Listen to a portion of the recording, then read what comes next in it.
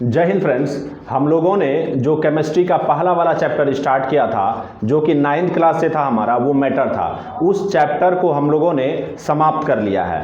तो आज हम लोग क्या करेंगे, वो जो चैप्टर हम लोगों ने समाप्त किया है उसमें से कुछ 14 क्वेश्चन जो कि हमारा टॉपिक था, उससे जो कुछ क्वेश्चन जो बनते हैं, जो कि आपके कॉम्पिटिटिव एग्जाम मतलब खास करके जो जैसे मैंने इस क्वेश्चन को जो लिया है आईएएस में भी पूछा गया है, ये यूपी पीसीएस में भी पूछा गया है, और हमारा जो बीपीएससी जो एग्जाम कंडक्ट कराती है उसमें भी ये सारा क्वेश्चंस को पूछा गया है। जैसे कि देखिए यहाँ पर हमारा पहला क्वेश्चन क्या है। पहला क्वेश्चन है कि शीत प्रकोष्ठ में मतलब कोल्ड स्टोरेज जो होता है उसमें जो फल रखा जाता है वो बहुत ज़्यादा दिनों तक अच्छा बना रहता है, मतलब उसका जो क्वालिटी होता है वो क्वालिटी ठीक ठाक रहता है बहुत ज़्यादा दिनों तक, मतलब वो क्वालिटी बनी रहती है। आखिर इसके पीछे का रीज़न क्या है। जैसे सपोज करिए आप एक पके हुए आम को अगर तोड़ रहे हैं तो इस बात की संभावना है कि कुछ समय अगर वो ऐसे आप घर में रखेंगे तो वो क्या हो जाती है, पक के थोड़े दिन के बाद खराब हो जाती है। लेकिन उसी आम को अगर आप कोल्ड स्टोरेज में रख देते हैं तो फिर क्या होता है, तो वो आम आपका ठीक ठाक रहता है। इसके पीछे का रीजन ये है कि जब आप आम को तोड़ लेते हैं तो तोड़ने के बाद भी वो श्वसन करते रहता है। अब वातावरण में आप जानते हैं, अगर आप ऑक्सीडेशन पढ़े होंगे तो उसमें आपने देखा होगा कि किस तरह से ऑक्सीजन मिलने से मतलब अगर ऑक्सीजन सफिशिएंट मात्रा में मिल रहा है तो वो ऑक्सीडेशन होता है। क्या, तो ऑक्सीडेशन होने के कारण धीरे धीरे वो क्या हो जाता है, फल सड़ जाता है। लेकिन जब इसको शीत प्रकोष्ठ में रखा जाता है, मतलब इसको जब कोल्ड स्टोरेज में रखा जाता है तो वहां पर ऑक्सीजन की मात्रा कम होती है, मतलब नगण्य होती है। इस कारण से जो फल है वो फल ज़्यादा श्वसन की क्रिया मतलब रेस्पिरेशन नहीं कर पाती है, जिस कारण से उस फल का जो क्वालिटी है वो बना हुआ रहता है। तो ये वाला क्वेश्चन जो हमारा आईएएस का प्री में पूछा गया था, इसलिए मैंने इस क्वेश्चन को उठाया है। अब देखिए नेक्स्ट वाला है कि बर्फ जमना, मतलब इसका मतलब क्या हो गया कि अगर आप क्या करिए, एक बोतल में बर्फ को ले लीजिए, ठीक है, नहीं एक बोतल में पानी को ले लीजिए, उस पानी को आप क्या करिए, बहुत ज़्यादा ठंडा करिए, 0 डिग्री सेल्सियस तक लाइए, और वो जब बर्फ में बदल जाएगा तो आपका जो है बोतल क्या हो जाता है, टूट जाता है। तो आखिर इसका रीजन क्या है, तो रीजन यही है कि जब पानी हमारा मतलब बर्फ में बदलता है तो उसका आयतन क्या हो जाता है, बढ़ जाता है। मतलब पानी का आयतन जो है बर्फ बनने पर वो क्या हो जाता है, तो बढ़ जाता है, ठीक है। अब देखिए कहता है कि जलयुक्त गिलास में, मतलब अगर आपके पास में जल है, एक गिलास में जल है, उसमें आपने क्या किया, बर्फ का एक छोटा सा टुकड़ा डाला है, तो फिर पिघलने के बाद क्या होगा, क्या उस जल वो जो गिलास में जो आपका जल का स्तर है क्या वो बढ़ेगा, बिल्कुल भी नहीं बढ़ेगा, क्योंकि वो जितना सा मतलब बर्फ पिघलेगा।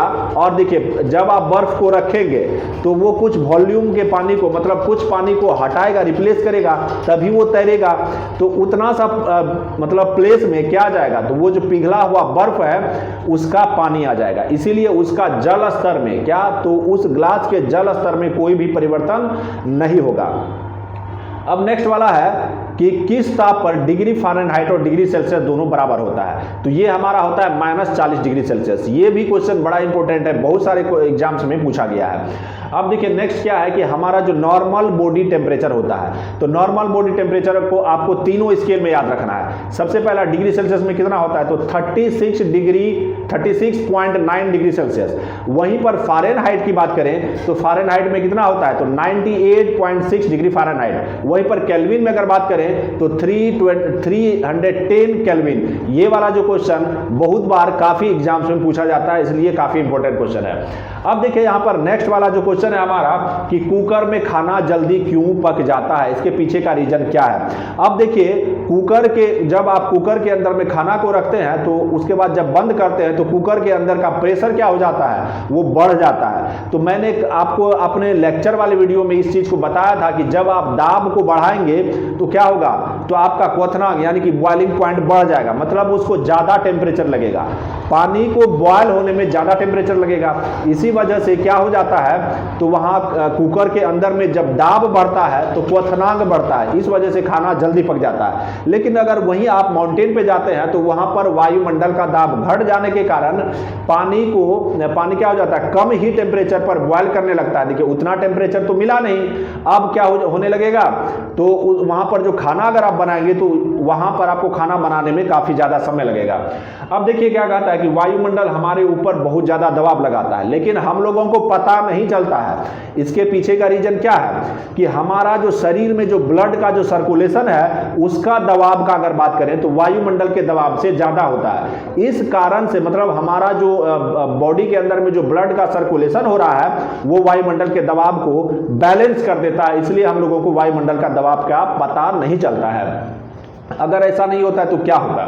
अब देखिए जल का अधिकतम घनत्व की अगर बात करें, मतलब जल का अधिकतम घनत्व कहाँ होता है। अगर मैं दो टेम्परेचर लूँ, एक 10 डिग्री सेल्सियस लूँ, एक 4 डिग्री सेल्सियस लूँ, तो ज़्यादा जो घनत्व होगा हमारा पानी का वो 4 डिग्री सेल्सियस पर होगा। अब देखिए जब 10 डिग्री सेल्सियस पर पानी था तो उस 10 डिग्री सेल्सियस से जैसे ही उसका टेम्परेचर घटना स्टार्ट हुआ, क्या 10 डिग्री सेल्सियस से उसका टेम्परेचर क्या हुआ, घटना स्टार्ट हुआ, तो उसका घनत्व धीरे धीरे आते आते क्या हो गया 4 डिग्री सेल्सियस पर उसका घनत्व ज्यादा हो गया। मतलब उसका वॉल्यूम क्या होता है, धीरे धीरे घटते जाता है। मतलब 10 डिग्री सेल्सियस से 4 डिग्री सेल्सियस की तरफ अगर आएगा तो उस पानी का वॉल्यूम घटेगा, उस पानी का वॉल्यूम क्या होगा, घटेगा, लेकिन आपका जो घनत्व है, डेंसिटी है, वो क्या होगा, बढ़ेगा। और बढ़ते बढ़ते जब 4 डिग्री सेल्सियस पर आ जाएगा तो पानी का घनत्व बहुत ज्यादा हो जाएगा।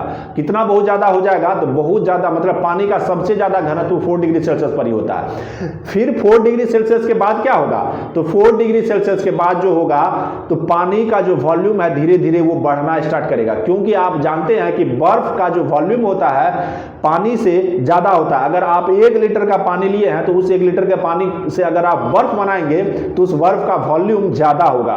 अब नेक्स्ट वाला जो हमारा क्वेश्चन है, ये वाला क्वेश्चन मैं अभी जस्ट इसको एक्सप्लेन कर दिया हूं।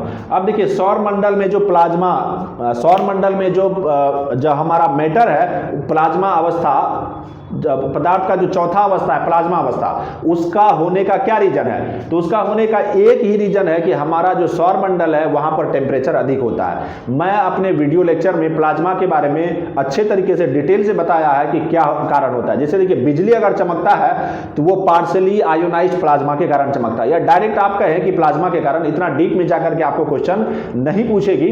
अब जैसे देखिए कहता है कि वायुमंडल का दाब घटने पर क्वथनांक पर क्या प्रभाव पड़ेगा। जब वायुमंडल का दाब घट जाता है, जैसे अगर आप ऊपर जाएंगे तो वायुमंडल का दाब घट जाएगा, जिस कारण से आपका बॉइलिंग पॉइंट मतलब क्वथनांक क्या हो जाएगा, कम हो जाएगा। कम टेम्परेचर पर ही वो बॉयल करना स्टार्ट कर देगा। अब देखिए नेक्स्ट वाला क्या है, पदार्थ का सीधे वाष्प में बदलना। मतलब पदार्थ अगर सीधे वाष्प में बदलता है तो इस क्रिया को क्या कहते हैं, तो इस क्रिया को हम लोग ऊर्ध्वपातन कहते हैं। ठीक है। अब देखिए कहता है कि बर्फ के टुकड़े का तैरने का कारण, मतलब बर्फ का टुकड़ा क्यों तैरता है, इसके पीछे का रीजन ये है कि पानी का घनत्व और बर्फ के घनत्व की अगर बात करें तो पानी का घनत्व ज्यादा होता है। क्या, पानी का घनत्व, देखिए वॉल्यूम जितना ज्यादा घनत्व उतना कम। और जो है क्या है, पानी का घनत्व और बर्फ के घनत्व में डिफरेंस है, मतलब पानी का घनत्व ज्यादा है, इस कारण से बर्फ का जो है टुकड़ा वो तैरता है। अब देखिए यहां पर है एक इत्र का गंध चारों ओर फैलना, मतलब इत्र का जो गंध होता है वो चारों ओर फैलता है। जैसे देखिए अगर एक आदमी में, अगर कोई आदमी है उसके अंदर में मतलब पॉजिटिव क्वालिटी वाला गुण है तो वो इत्र की तरह उसका जो नाम, उसका फेम चमकता है। वही बात है क्या, तो इत्र का बोतल को जब आप खोलते हैं तो इसके पीछे का रीजन क्या है। अब जैसे वो जो पॉजिटिव वाला आदमी था, मतलब जिसके अंदर में पॉजिटिव वाइब्स है, जब वो कहीं पर जाता है तो उससे क्या होता है, पॉजिटिव एनर्जी निकलता है, और वो पॉजिटिव एनर्जी हवा में मिलता है और आपके पास तक पहुंचता है, और आप भी पॉजिटिव वाइब्स के संपर्क में आने से आपके भी अंदर में पॉजिटिविटी क्या हो जाती है, तो बढ़ जाती है। वही बात है इत्र का बोतल जब खुला रहता है तो वो उसका गंध हम लोगों को बहुत दूर तक स्मेल कर पाते हैं। आखिर इसके पीछे का रीजन क्या है, तो इसके पीछे का रीजन है विसरण यानी कि डिफ्यूजन। अब नेक्स्ट वाली है कि ये करंट अफेयर से रिलेटेड है। देखिए रेयाना बर्नावी, क्या, तो रेयाना बर्नावी सऊदी मूल की पहली महिला, क्या, तो सऊदी मूल की पहली महिला जो कि अंतरिक्ष गई, मतलब पहली अंतरिक्ष, सऊदी मूल की पहली अंतरिक्ष महिला की अगर बात करें तो वो रेयाना बर्नावी बन गई है।